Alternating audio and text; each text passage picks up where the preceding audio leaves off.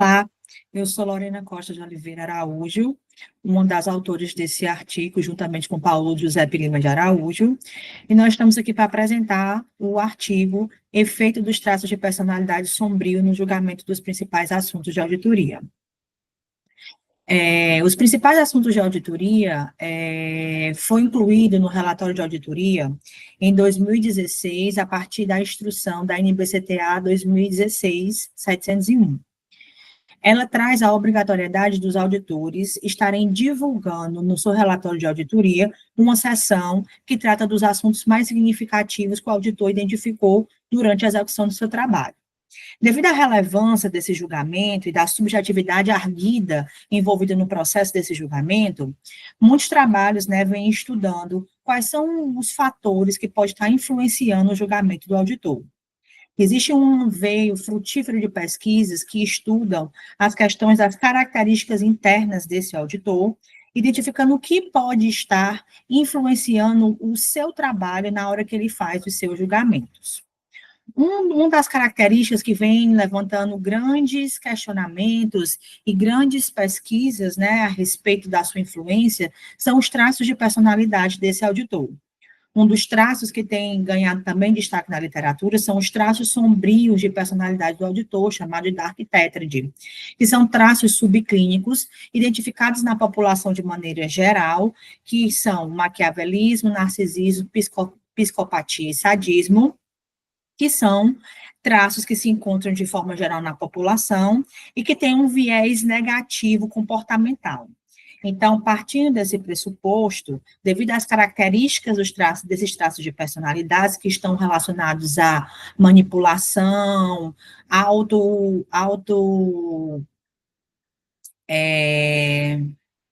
autopromoção, insensibilidade, a gente parte do pressuposto, cria-se uma hipótese que esses traços de personalidade, eles podem influenciar de forma negativa os principais assuntos de auditoria, fazendo com que haja aí questões de fraude, manipulação contábil.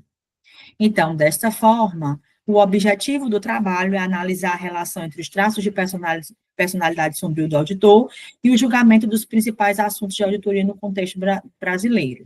Ademais, também foi analisado, feita uma análise descritiva dos traços de personalidade dos auditores, e foi também examinado as possíveis diferenças desses traços de personalidade pelas características do auditor.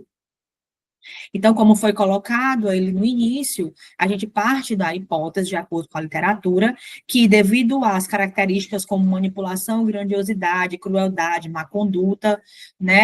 desses traços de personalidade, quando identificados nos indivíduos, eles possam estar ligados aí a uma questão de oportunismo ético, de manipulação de relatório, fazendo com que o julgamento dos principais assuntos de auditoria sejam influenciados de forma negativa. Então, esse trabalho, ele é relevante devido à importância do papel do auditor, no contexto do mercado de capitais, haja visto que ele está ali para trazer credibilidade, então entender quais são os fatores comportamentais que influenciam o julgamento desse auditor, é um trabalho de muita relevância, porque traz aí, qualidade, da informação contábil para esse mercado de capitais. E, além do mais, ele avança aí, trazendo um aprofundamento de discussões de aspectos comportamentais, trazendo aí uma multidisciplinaridade da psicologia com a contabilidade, Então, metodologicamente, a nossa amostra, ela foi constituída dos auditores registrados no IBRACON, a gente partiu de 989 auditores, onde foram enviados, e-mails solicitando a participação na pesquisa. O período de coleta de dados foi de 10 de janeiro a 15 de janeiro de 2021, obtivemos 320 respostas, das quais 9 foram excluídas por não estar em sua completude, ficando uma amostra total aí 311. O instrumento de pesquisa, ele passou pelo comitê de ética, e sendo aprovado da UFC, e as variáveis da pesquisa da pesquisa, ela incorporou, né, o julgamento e tomada de decisão dos PAAs, que a gente mediu através de um caso adaptado de Assar e de Zorte, onde a gente pegou a estrutura do caso, um caso prático, e pediu que o auditor fizesse julgamentos relacionados aos principais assuntos de auditoria. Os traços de personalidade sombrio da arquiteta, ele foi medido através do questionário de autorrelato ali de Jones e Pauls e de Plouffe, 2016, onde tinham 27 afirmações relacionadas a maquiavelismo, narcisismo e psicopatia, e 9 do sadismo relacionadas a Plouffe. Então, esses questionários, eles são questionários amplamente utilizados na literatura e utilizados em outros trabalhos teóricos, já validados anteriormente. As técnicas estatísticas utilizadas, primeiro foi a estatística descritiva, né, para a gente descrever ali os traços de personalidade da população da amostra que a gente estava estudando. Depois fizemos uns testes não paramétricos de Kruskal-Wallis, com o intuito de identificar possíveis diferenças entre as características do auditor e os traços de personalidade sombrio do auditor que a gente estava estudando. E para alcançar o objetivo geral, a gente fez uma modelagem de equações estruturais. Primeiro com o construto da arquitétrade e depois os traços de personalidades individuais influenciando o julgamento. Então, a primeira tabela, a gente tem aqui uma estatística descritiva, né, mostrando média, mínima, máximo e desvio padrão dos traços de personalidade sombrio dos auditores, e a gente chama a atenção aqui que o maquiavelismo e o narcisismo foram que apresentaram a maior nível de caracterização como traço de personalidade contido nos auditores da amostra. E chamou a atenção também que o sadismo foi o que apresentou a menor pontuação, mostrando que os auditores dessa pesquisa, eles têm um baixo traço de personalidade sádica. Nessa terceira tabela, a gente fez aqui um teste de Kruskal-Wallis para ver as possíveis diferenças dos traços de personalidade com as características desse auditor, e a gente viu aqui, de acordo com o resultado, que o gênero, a idade e o tipo de firma a qual esse auditor ele está inserido, ele traz diferenças no nível de traços de personalidade do auditor. Ou seja, quanto mais, dependendo do gênero feminino ou masculino, nós temos aí maiores quantidades de identificação de traços de personalidade sombrio, assim como a idade, quanto mais velho, e o tipo de firma de auditoria. A Big Four também ela apresenta um maior nível de traço de personalidade sombrio. Para que a gente possa rodar a modelagem de equação estrutural, primeiro foi feito todos, né, os testes iniciais para saber se era possível, né, rodar essa modelagem, para ver se todos os parâmetros eles estavam ok. Então, a gente calculou a confiabilidade composta, o alfa de Cambridge, o AVE e a validade discriminante. E você pode ver aqui pelos resultados, né, que a confiabilidade composta, os valores deram de acordo com a literatura, o alfa de Cambridge também, o AVE, todos acima do que a literatura preconiza, assim como a validade discriminante aqui, ó, mostrando o valor sempre acima da raiz quadrada dos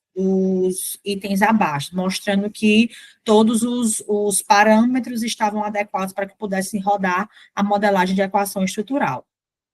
Então, a tabela 6 mostra aqui o resultado da modelagem de equação estrutural. Primeiramente, foi rodado a primeiro modelo, que foi o construto da arquitetrade como um todo, né,